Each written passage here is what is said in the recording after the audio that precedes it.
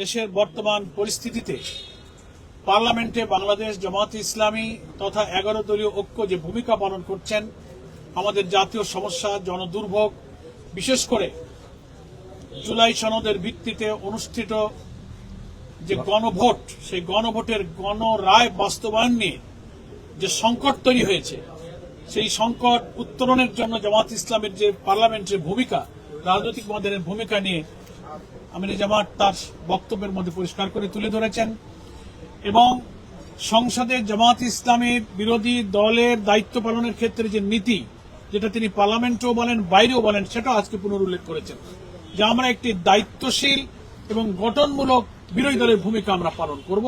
সেটা যে আমরা করে যাচ্ছি, প্রচলিত প্রথাগত বিরোধী দলের রাজনীতিতে যে ব্যাড প্র্যাকটিসের একটা পুরনো খারাপ ঐতিহ্য যে ছিল, সেটা ভেঙে আমরা যে দেশের স্থিতিশীলতা, রাজনীতি, গণতন্ত্রের উত্তরণে আমরা যে ভালো কাজে সরকারকে সাহায্য করব, সকল মন্দ জনস্বার্থ বিরোধী কাজে আমরা প্রতিবাদ করব, এই পলিসির উপরে জামাত আছে। এটি সম্পাদকদেরকে ব্রিফ করা হয়েছে এবং সম্পাদকদের মধ্য থেকে জামাত ইসলামের এই পার্লামেন্টারি পলিসিকে অ্যাপ্রিসিয়েট করা হয়েছে।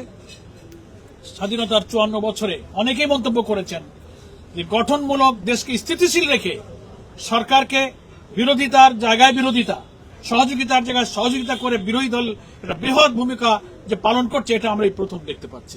এটা তারা প্রশংসা করেছেন এবং আমাদের আমিরে জামাত তাদেরকে কৃতজ্ঞতা জানিয়ে বলেছেন, আমরা সকল অন্যায়, গণবিরোধী, জনস্বার্থ বিরোধী কাজ যেন সবসময় প্রতিবাদ জানিয়ে যাব। তবে আমার সেই বিরোধিতা, প্রতিবাদ হবে নিয়মতান্ত্রিক এবং গঠনমূলক।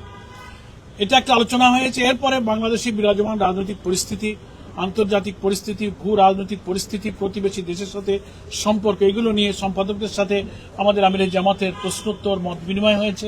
সেখানে জামাত ইসলামের যে পলিসি, আমাদের বিভিন্ন সময় আমিরে জামাত পাবলিক মিটিংয়ে, পার্লামেন্টে বলে থাকেন, গতকালকে এখানে 11 দলীয় ঐক্যের সমাবেশে আলোচনা হয়েছে, যেটা মিডিয়াতে এসছে, সেগুলোই এখানে 11 দলীয় ঐক্যের শীর্ষ বৈঠকে সেগুলোই এখানে আলোচনা করা হয়েছে।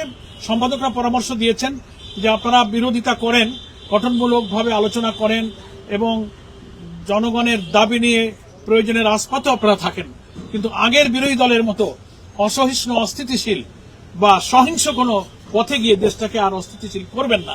এ ব্যাপারেও কোনো সম্পাদক আমাদের আমিরে জামাতের সহযোগিতা কামনা করেছেন। এটাই মোটামুটি আজকে দীর্ঘ আলোচনা হয়েছে। আর ত্রয়োদশ জাতীয় সংসদ নির্বাচনের পরে এই প্রথম 6 মাস অতিবাহিত হলো। আমাদের নেতা এবং পার্লামেন্টের বিরোধী দলীয় নেতা এই জাতীয় সংবাদপত্রের সম্পাদকদের সঙ্গে প্রথম মত বিনিময় প্রকাশ্যে খোলামেলা মিলিত হয়েছেন বলে সম্পাদকরা অত্যন্ত খুশি হয়েছেন। তারা বলেছেন যে এরকম সুযোগ পেলে আমরা মাঝে মাঝে আমাদের মতামত দিতে পারব। এবং জাতীয় সংসদে বর্তমান সরকারি দল বিরোধী দলের এমপিদের সঙ্গে কোথায় কোথায় বৈষম্য করছে, তারা উন্নয়ন কাজে, বরাদ্দে, বিধি বন্টনে, ইভেন পার্লামেন্টের ফ্লোরে আমাদের কথা বলতে দিতে, আইন প্রণয়নে, নানা নোটিশ গ্রহণের ক্ষেত্রে আমরা কি প্রচেষ্টা চালিয়েছি, বিদ্যুৎ, গ্যাস সংকট, আমাদের গণভোটের গণরায় কার্যকর করা, দ্রব্যমূল্য, প্রবাসীদের অধিকার, নানা ইস্যুতে জামাত যেসব ভূমিকা পালন করেছে, আমরা যে পার্লামেন্টে স্পিকার অথবা সরকারি দলের পক্ষ থেকে যে কি বলবো ইনসাফপূর্ণ কোনো আচরণ আমরা পাইনি, বরং অনেক জায়গায় আমরা বৈষম্যের শিকার হয়েছি, সেগুলো তিনি তুলে ধরেছেন। এবং সে ব্যাপারেও সম্পাদকদেরকে, যারা লেখনির মধ্য দিয়ে, সাংবাদিকতার মধ্য দিয়ে জাতির কাছে সত্য তথ্য তুলে ধরেন, আমাদের আমিরে জামাত তাদের সহযোগিতা কামনা করেছেন যে গণতন্ত্র উত্তরণে, দায়িত্ব পালনে বিরোধী দলকে আপনারা সহযোগিতা করবেন। এ ব্যাপারে তিনি সম্পাদকদের কাছে সাহায্য কামনা করেছেন। এবং জাতীয় সংসদে ইতিপূর্বের বিরোধী দল কি সব ভূমিকা পালন করে দেশকে অস্থিতিশীল করেছে, অকার্যকর করেছে, সম্মানিত সম্পাদকরা সে সমস্ত ইতিহাস স্মরণ করেছেন। সেক্ষেত্রে আপনারা যে ব্যতিক্রম, সেটাও উনি প্রশংসা করেছেন। এবং আমরা সংসদকে কার্যকর রাখতে চাই, কিন্তু সেটা কনস্ট্রাকটিভ এবং রেসপন্সিবল একটা অপোজিশন হিসেবে আমরা দায়িত্ব পালন করতে চাই। এবং সম্পাদকরা এটা স্বীকার করেছেন, আমরাও তো বলেছি যে সরকারের দায়িত্বে যারা আছেন তাদেরকেও দায়িত্বশীল হতে হবে, তা নাহলে শুধু বিরোধী দল একা সব দায়িত্ব নিয়ে দায়িত্বশীল হতে পারে না। এ ব্যাপারে সরকারি দলের পক্ষ থেকেও সহযোগিতা এবং দায়িত্বশীল ভূমিকা কাম্য। এই সব আলাপ আলোচনা কিন্তু হয়েছে। আপনাদের সকলকে ধন্যবাদ। আমাদের সম্পাদক বৃন্দ এবং নেতৃবৃন্দ এখানে আছেন, আমাদের বিরোধী দলের নেতার সাথে আমাদের বিরোধী দলের উপনেতা কেন্দ্রীয় নায়েবে আমি ডক্টর আব্দুল মোহাম্মদ তাহের ভাইও আমাদের এই বৈঠকে উপস্থিত ছিলেন। অনেক মাননীয় সংসদ সদস্য, নির্বাহী পরিষদের অনেক সদস্য আমাদের সঙ্গে উপস্থিত ছিলেন।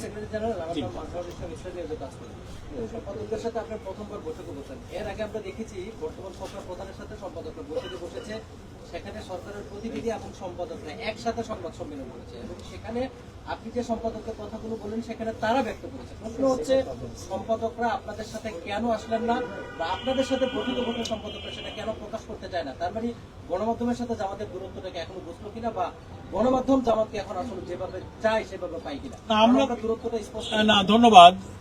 আমাদের আজকের এই আমন্ত্রণে তো অনেক সিনিয়র সাংবাদিকরা, সম্পাদকরা এসেছেন এবং বিশেষ কোনো কারণে অনেকে আসতে পারেননি, তারা টেলিফোন করে আমাদের কারণও জানিয়েছেন। আমরা তাদের প্রতি কৃতজ্ঞ এবং আমরা গণমাধ্যমের সাথে জামাত ইসলামীর কোনো দূরত্ব আছে বলে আমরা মনে করি। উই আর ট্রাইং, আমাদের সাধ্য অনুযায়ী সর্বোচ্চ চেষ্টা করে যাচ্ছি। আজকে সম্পাদকদের সাথে মত বিনিময়টা সেই প্রচেষ্টারই একটা অংশ। আপনাদের সবার সহযোগিতা কামনা করি। গণভোট নিয়ে একটা বলেছেন, আসলে আইনমন্ত্রী আজকে বলেছে আমরা 3.5টিতে একমত, আপনি আমরা একমত না। ব্যালটের 4টা 3.5টা মানবেই তো, ও পুরনো কথা উনি পার্লামেন্টে কইছেন। আপনারা এখন সংসদে বলছেন যে সংসদ কার্যকর রাখার জন্য আপনারা যা কিছু করবেন, কিন্তু এখানে কি গণভোটের রায়কে আপনারা ছাড় দিচ্ছেন কিনা? কঠোর আপনি বিং এ জার্নালিস্ট, আপনার নলেজে আছে। আমাদের আমির জামাতের বক্তব্যটা আমরা আবার স্মরণ করে দিই। গণভোটের ব্যালটে যে 4টি প্রশ্নে 70% লোক হাতে ভোট দিয়ে জয়যুক্ত করেছে, ওই রায় কার্যকর করার প্রশ্নে 11 দলীয় ঐক্য তথা জামাত ইসলামী তিল পরিমাণ ছাড় দেবে না। এটা জামাত ইসলামের আমিরের বক্তব্য এবং জনগণের রায়ের সঙ্গে আমরা আছি। পার্লামেন্টে যদি নিষ্পত্তি হয় আলহামদুলিল্লাহ, নাইলে 70% জনগণ যেখানে আছে আমরা সেখানে চলে যাব। আর আমরা এই কর্মসূচির কন্টিনিউয়াস প্রোগ্রাম হিসেবে আগামী 5 তারিখ থেকেই সারা দেশে বিভিন্ন রুটে লং মার্চ কর্মসূচি আমরা ঘোষণা করেছি। আপনি ইতিমধ্যে অবগত আছেন। 5 তারিখে সকাল 7টায় শাপলা চত্বর থেকে চট্টগ্রামের উদ্দেশ্যে আমাদের লং মার্চের বিশাল গাড়িবহর যাত্রা করবে। সারা দেশের মানুষকে, এই রুটের সমস্ত জনগণকে অংশগ্রহণ করার, সফল করার জন্য আমরা সহযোগিতা কামনা করেছি। গণমাধ্যম কর্মীদেরও সহযোগিতা আমরা কামনা করি। সকলকে ধন্যবাদ। আর আপনারা আপনাদের আন্দোলনের কোনো ভিত্তি নাই বা আপনার কোনো ইস্যু না পেয়ে কিন্তু এই গণভোট আর জুলাই সনদকে সামনে নিয়ে এসে এসব আন্দোলনের নামে জনভোগান্তি সৃষ্টি করছেন এবং সরকারের বিরুদ্ধে মিথ্যাচার করছেন। যারা এই কথা বলছেন তারা বাংলাদেশের রাজনীতির ইস্যু সম্পর্কে বিশ্লেষণ কোনো ক্ষমতা নাই। বাংলাদেশের সবচেয়ে প্রধান ইস্যু হচ্ছে এখন গণভোটের রায়। এর চেয়ে বড় পলিটিক্যাল ইস্যু হইতে পারে। যিনি বলেছেন তিনি হয়তো সরকারের চাটুকরকে খুশি করার জন্য এটা বলেছেন।